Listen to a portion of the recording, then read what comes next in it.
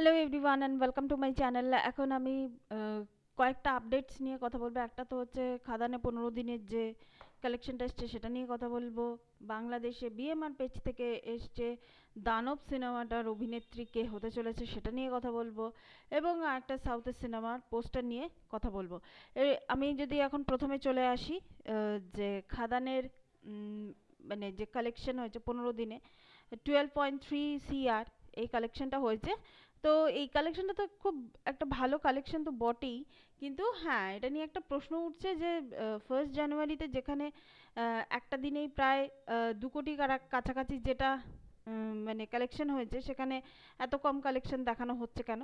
Anyway, এটা production house বলছে যখন, আমরা তো সেটা নিয়ে কথা বলবো। এর বেশি তো আমরা বলতে পারবো না, হয়তো তারা কিছু ভেবেই হয়তো এই রকম ধরনের কালেকশন হয়তো দিচ্ছেন।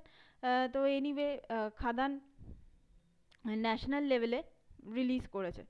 তো এরপর মানে একটা জিনিস দেখার ব্যাপার আছে যে আজকে বহুরূপীকে ক্রস করতে পারলো কি পারলো না সেটা বড় কথা না। আজকে বহুরূপী যাই কালেকশন করুক না কেন, খাদান সেটাকে ক্রস করবে। আবার খাদান যাই করুক না কেন, খাদানের লাইফ টাইম কালেকশন যাই হোক না কেন, সেটা অন্য কোনো একটা সিনেমা ক্রস করবে। এটাই হওয়া উচিত একটা মানে প্রগতিশীল একটা ইন্ডাস্ট্রির ক্ষেত্রে।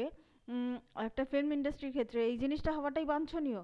একটা যা মানে আমরা দর্শকরা, বা আমি যদি দর্শকদের কথা বাদ দিই, আমরা যারা রিভিউয়াররা আছি, আমরা যেন সবসময় একটা আলোচনা যেন আমরা করতে পারি যে এটা ভালো মন্দ। হ্যাঁ, অহেতুক ক্রিটিসিজম না, অহেতুক রিপ্লাই ভিডিও না, যেন একটা আলোচনার মধ্যে থাকে যে হ্যাঁ এটা হলে এটা হতে পারে, এটা হলে ওটা হতে পারে। কারণ আমি একটা জিনিস কিন্তু খেয়াল করেছি যে এখন কিন্তু ইন্ডাস্ট্রি সোশ্যাল মিডিয়াতে এই ক্রিটিকদের কথা কিন্তু শোনে। এটা আগেও শুনতো, মানে মানে তারা কিন্তু নোটিস করে এই জিনিসগুলোকে যে আমরা কি ধরনের আলোচনা করছি।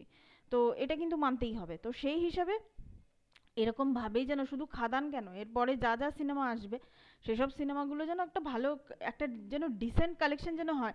ওই মুখ থুবড়ে পড়ার মতো সিনেমা, মানে হলে কখন আসছে কখন যাচ্ছে, এইটা খুব খারাপ লাগে। হ্যাঁ, তবে ক্রিসমাসের ক্ষেত্রে এটা আমি পোস্টারটা কোথাও দিইনি, কিন্তু ক্রিসমাসের ক্ষেত্রে যে মানে সিনেমাগুলো বেরিয়েছে, যেমন খাদান, সন্তান, চালচিত্র আর 5 নম্বর স্বপ্নময় লেন, আমার সবকটাই দেখা হয়ে গেছে, রিভিউ দেওয়া হয়ে গেছে, ডান। কিন্তু আমি এর মধ্যে আমার কাছে, মানে অ্যাজ এ কন্টেন্ট ক্রিয়েটার, আমার কাছে রিওয়াজ ভ্যালু মনে হয়েছে একটাই সিনেমার, সেটা হচ্ছে চালচিত্র। চালচিত্র কিন্তু আমি দুবার দেখেছি। আমি গতকালও চালচিত্র দেখেছি। মানে আরেকটু ভালো করে আমি দেখলাম যে চালচিত্রতে অ্যাকচুয়ালি কী দেখাতে চেয়েছে। অ্যাকচুয়ালি আরও ভালো করে ক্যারেক্টারগুলোকে দ্বিতীয়বার দেখলে না, ক্যারেক্টারগুলোকে অ্যানালিসিসটা খুব ভালোভাবে করা যায়। আমার কিন্তু চালচিত্র বেশ ভালো লেগেছে। ইনফ্যাক্ট চালচিত্রর ক্ষেত্রে এখানে মানে কেপিএস মলের তারাই বলছে যে চালচিত্র 2-3 দিনের জন্য অফ করে দেওয়া হয়েছিল, কিন্তু পাবলিকের ডিম্যান্ডে আবার চালচিত্রকে ফিরিয়ে আনা হয়েছে। আবার কিন্তু শো পাচ্ছে চালচিত্র। তো সেই হিসাবে কিন্তু চালচিত্রর ক্ষেত্রে এটা কিন্তু খুব একটা ভালো খবর। এবার যদি চলে আসি মানে বাংলাদেশের দানব সিনেমাটাকে নিয়ে, অনন্য মামুন এই সিনেমাটাকে নির্মাণ করতে চলেছেন। এই নিউজটার জন্য আমি পুরোপুরি ক্রেডিট বিএমআর পেজকেই আমি দিতে চাই। ফেসবুক পেজ থেকে আমি এটা পেয়েছি। তো এখানে অনন্য মামুনের এই দানব সিনেমাতে বিদ্যা সিনহা মিম তিনি নায়িকা হতে চলেছেন, এবং শোনা যাচ্ছে যে নায়ক হিসেবে শরীফুল রাজের নামটা উঠে আসছে। দেখা যাক কতটা সত্যি। এই পোস্টারে আমরা এটা পেলাম, তাই আমি আপনাদের সঙ্গে শেয়ার করলাম। এবার যদি চলে আসি সাউথের একটা মুভি, এখানে মামুট্টি স্যার অভিনয় করছেন। 14ই ফেব্রুয়ারি 2025 সালে ওয়ার্ল্ড ওয়াইড এটা রিলিজ করছে।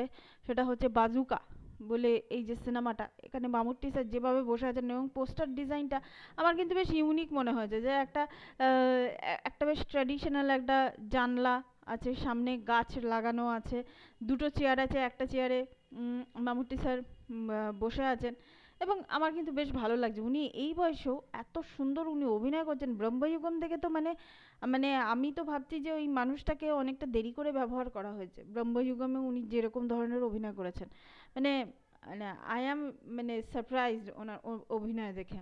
তো এনিওয়ে, এইসব মানুষদের কাছ থেকে অনেক কিছু পাওয়ার আমাদের আছে।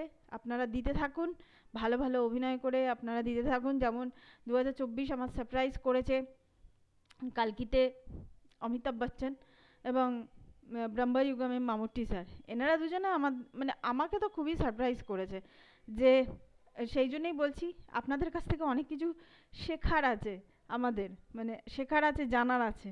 তো আপনারা আপনাদের কাজ দিতে থাকুন, আমরাও মানে আপনাদের সিনেমা দেখে আমরা আনন্দিত হই, আমরা রিভিউ দিই। এটাই ছিল আমার এই তিনটে আপডেটস নিয়ে কিছু কথা। Thank you so much, that's all. Please keep watching and please subscribe my channel. Till then, good by.